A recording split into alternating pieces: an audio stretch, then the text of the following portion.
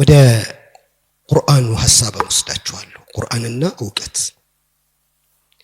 ቁርአን ዕውቀትን ሰጥቶን ተከተሉ ሳይሆን ያለን ከጅምሩ ዕውቀትን ወደ መመርመር ይወስደናል። ዕውቀትና የሰው ልጅ በቁርአን የሚገናኙት ከአደም አፈጣጠር ጀምሮ ነው። አደም አፈጣጠሩን ቁርአን ሊነግረን ሲነሳ መጀመሪያ هو الذي خلق لكم ما في الأرض جميعا ይላል። በምድር ላይ ያሉ ነገሮችን ሁሉ ለእናንተ ፈጠረላችሁ ይላል።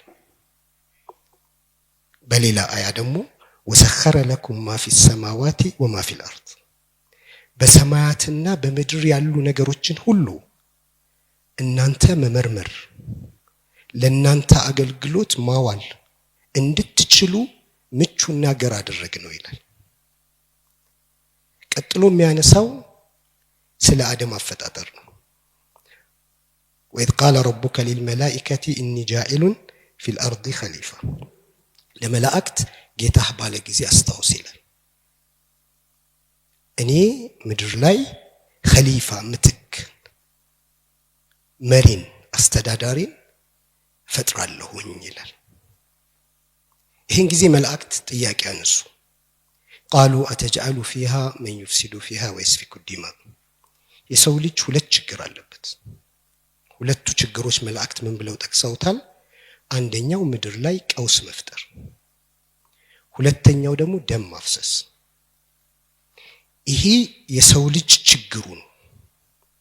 እንዲህ አይነት ችግር ያለበት ፍጡር የመሬት ንጉስና አስተዳደር ተደርጎ እንዴት ይሾማል ብለው ጠየቁ። ይሄ ችግር እንዴት እንደሚፈታና የሰው ልጅ ድክመቱ ብቻ ሳይሆን ሌላ ትልቅ ቁም ነገር ውስጡ እንዳለ ለመላእክት ገለጸላቸው። وعلم آدم الأسماء كلها አደም ስሞችን ሁሉ አስተማረው ይላል። ስለዚህ የሰው ልጅ የዚህች ምድር ቆይታው በንግስና በበላይነት በትክክልም የተፈጠረለትን ዓላማ አሳክቶ ለመሄድ ስሞችን ማወቅ አለበት።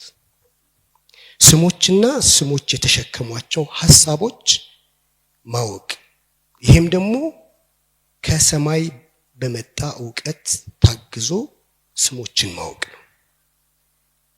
ዓለም ላይ ያለ ዕውቀት ሁሉ ብንወስደው ስምን ማወቅ ነው። ስምና ስሞች የተሸከሙትን ሐሳብ ማወቅ ነው።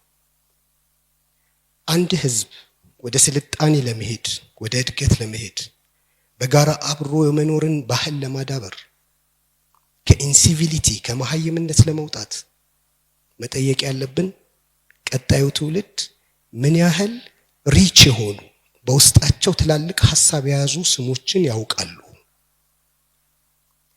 ዓለም ላይ የበለጡን ሰዎች በሙሉ ብንወስዳቸው ከኛ የተሻለ ስሞችን ማወቅ ብቻ ሳይሆን ስም እስከ ማውጣት ይደርሳሉ።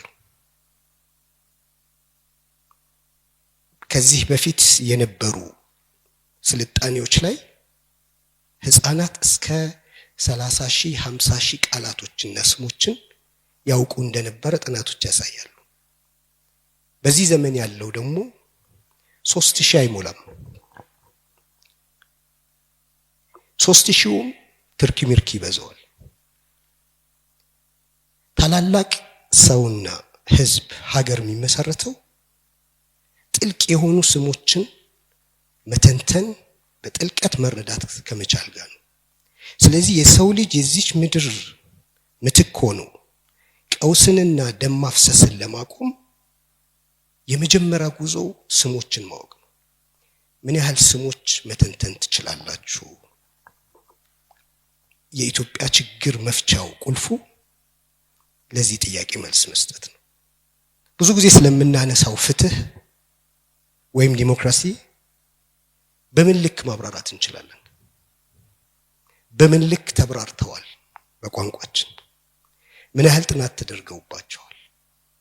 በዙሪያችን ያሉ ነገሮች ምን ያህል እናውቃቸዋለን?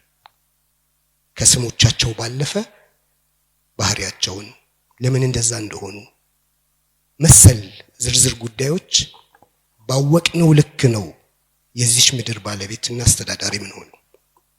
ቀጥሎ የሚመጣው ለአደም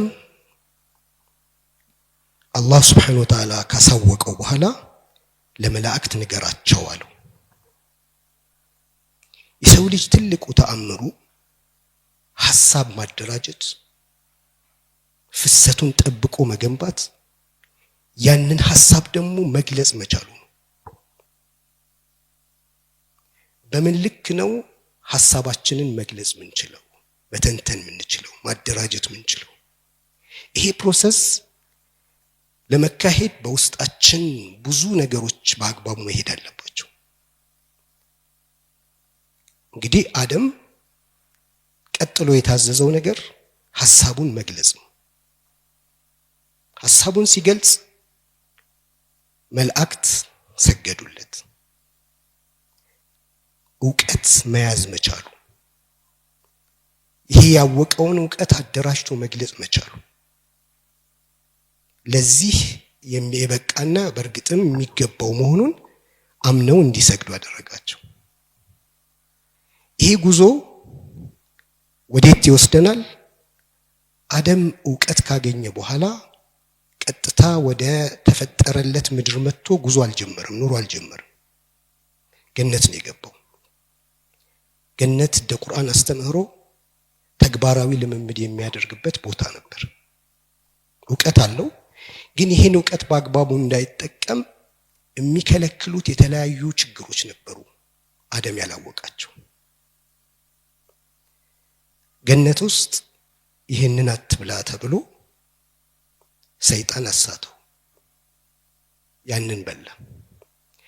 የሰው ልጅ በዚህ ምድር ላይ እንቅፋት የሚሆኑበት አለማወቁ፣ ስሜቱን መከተሉ፣ የሰይጣንን ጉትጎታ መቀበሉ፣ የምድር ላይ ኸሊፋነቱን ምትክና አስተዳዳሪነቱን ክብርና ንግስናውን የሚቀሙ ነገሮች ናቸው። ይህንን አደም መላእክት እስኪሰግዱለት ያደረሰው ዕውቀት ቢይዝም ተግባራዊ ልምምድ ስላላደረገ ይህንን አልፎ ወደ ህይወት እንዲመጣ አልተደረገም። በዚህ ልምምድ ውስጥ አንደኛ ስህተት ተማረ። የሰው ልጅ ለሁላችንም መፈቀድ ያለበት ጉዳይ አንዱ ስህተት ነው፣ መሳሳት ነው። ስህተትን የሚፈራ ግለሰብ ወይም ደግሞ ስህተትን የሚያስፈራራ ማህበረሰብ ማደግ አይችልም።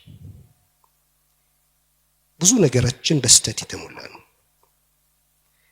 የፈጣሪን ቃል እንጥሳለን፣ ምድራዊ ህይወታችን ላይ ብዙ ነገር እንሳሳታለን። ላለመሳሳት በምናደርጋቸው ጥንቃቄዎች የምናጠፋቸው ጥፋቶች ደፍረን ከምንሳሳታቸው በላይ ይጎዳሉ።